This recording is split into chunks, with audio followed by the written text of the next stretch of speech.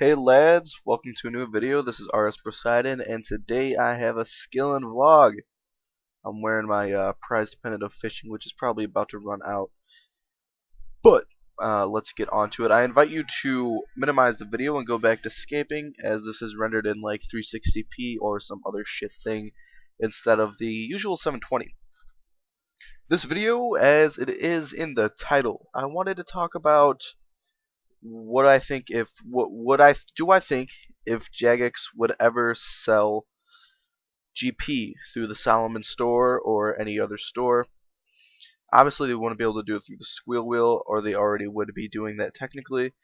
Uh, what's the difference between the Solomon store and the squeal wheel, and why the Solomon store could potentially be worse for the game if they choose to sell items out of it?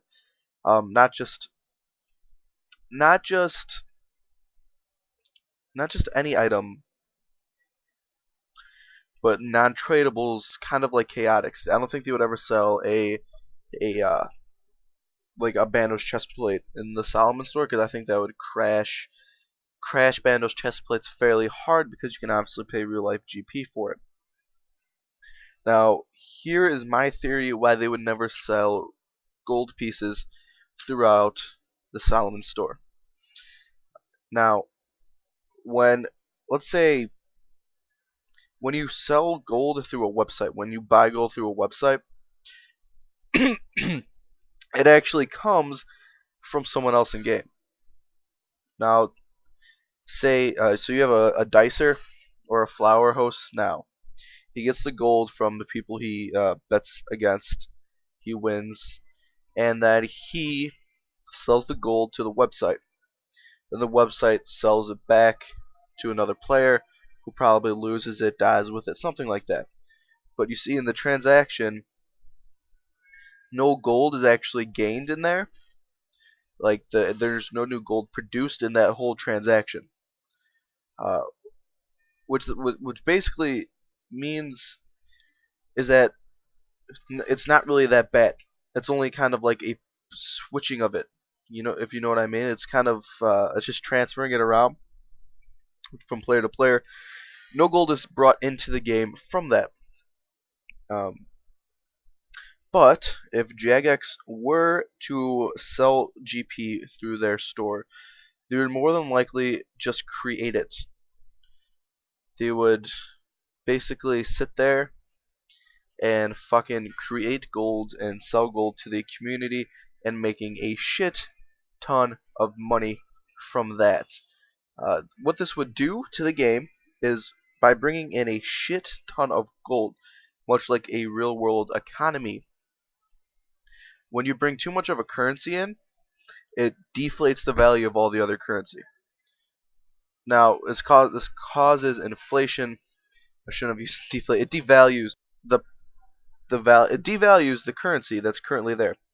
So when you print more currency, the currency gets devalued because there's an overabundance of it. Um, so that's what happened in Germany leading up to World War One, or after World War One. They're in such high debt that they just printed a shit ton of currency to pay it back, and then it basically became worthless. It became better to actually burn the money there than buy logs to burn in a fire. So that would basically happen to the game. All the item prices would go ridiculously high because everyone would be able to buy all this money. You know, I'm talking about like fucking bandos, each piece 50 mil. Fucking a monkfish for 2 mil. You know, something like that, where it's just so expensive that 2 mil would probably be like 300k or 315 GP, but that's just because it's so fucking inflated. Um, you ever hear like a country, you'll ever hear of, you're in a country and like your currency is worth like 2 million of their currency, and you're like, how the fuck does that happen? Well, mainly because of inflation. That is why. Their country is so inflated that their currency is virtually worthless. So that is basically why Jagex would never do it, because it would ruin the Runescape economy. How serious you ever want to take the economy, it does actually play a big part in the game. uh, gold sellers as they are now through websites, and since no new gold is created, I think that is actually a lesser evil, uh, a way lesser evil than bots. I mean, bots really ruin the game. There's such an overabundance of bots. If you've ever been to Grotworms, you'll know what I'm talking about. There's at least 3 bots for Grotworm in every single world. If you've ever been to Dragons, there's at least 10 bots per dragon in every single world. It is really that bad. And I don't even know if those bots make money. Do they make money? If anyone watches this video on bots, does your bot actually make money at this point? I know, like, take Castle Wars for instance, or Omastardo, if you whatever you know him by. He went to do a video about frost dragons and how much cash per hour or whatever they would be in the old game or the new game. And he went and tried to do it in current RS, and he couldn't even. There was like 10 cannons, and he went to the new RS obviously and was able to do it, but it just goes to show that this place is so overpacked by bots that it just really devalues everything. You know, if I could actually go kill dragons and not have to worry about bots all day, I'd be making. You know, I would have no problem doing that. But the dragons are just really shit. Or not the dragons, the bots. Well, dragons suck, but the bots are really bad. So Jagex really needs to work on that, the bots, before real world trading. Um, you know, this kinda is reminiscent of why the non-free trade was better. Now, the reason why non-free trade was better, if you go into the wilderness now and you kill someone or lure someone, you get everything that you kill them for. Now, you get every single thing you kill them and what it's worth. But what this does, it doesn't actually take any armor out of the game. And then, obviously armor's always being brought into the game, through boss drops and things like that. There's probably, every minute there's probably a Bandos chestplate drop, but none of them is actually being brought out of the game. Now back in, back before the free trade came back, well, I mean, you probably wouldn't get that Bandos chestplate drop from the kill in the wild, and that would take a Bandos chestplate out of the game. Now this makes perfect sense to me. Hopefully it makes perfect sense to you.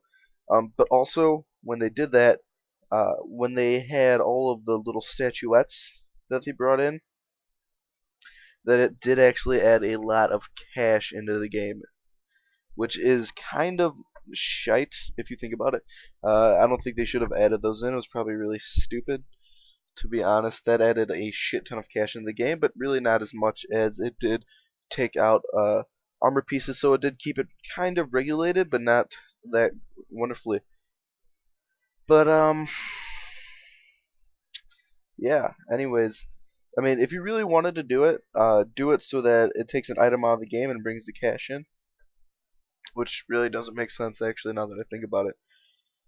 But yeah, I think it was just a better time because back then, I hope most of you played back then. I mean, that was only like 2 years ago.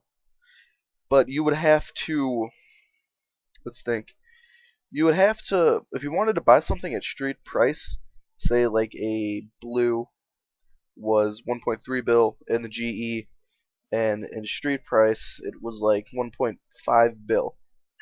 You couldn't buy it for 1.3 in the GE, 1.5 in the GE because it wouldn't allow you. Well, what you would have to do, you would have to get junk.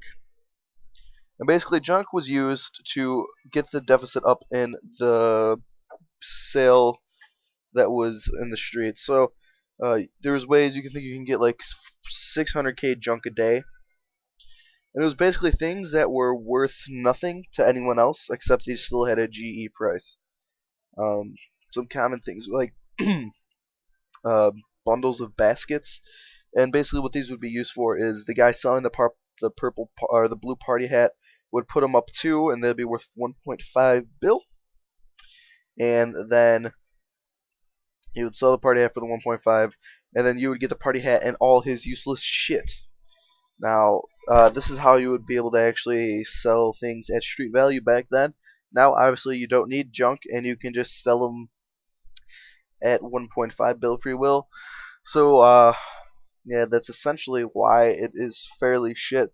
Also, if you know, like if you hacked an account, you really couldn't do much damage to it, especially to get items off of it.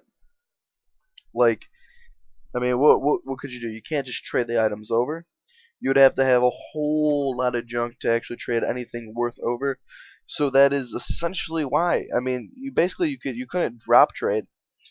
Anything with high value was invisible to other players, so you couldn't drop trade it. There was a limit in the dual arena, so it was really fairly bad to hack back then. The only thing you could do was basically drop all their shit and be an asshole.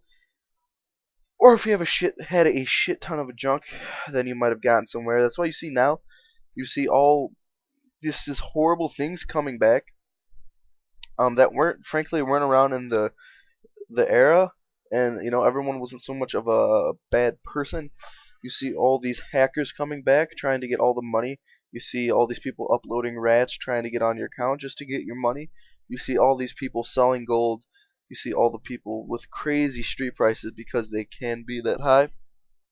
And I think that's what's really contributing to the game being ruined. Sure, it is nice to be able to accept a trust trade. It's nice to be able to accept, like a present from your friend or something, or it's nice to get a split, um, you know, to in a non-loot share world. Before you couldn't do that. That that's all nice, but it does have more cons than pros, in my opinion. And I don't know. I think the free trade could be taken out. Um, it's kind of bad. Um, then you get the villagers taken out, and then that's no fun. Then they add some weird mini game type shit in, and that's really just not the wilderness.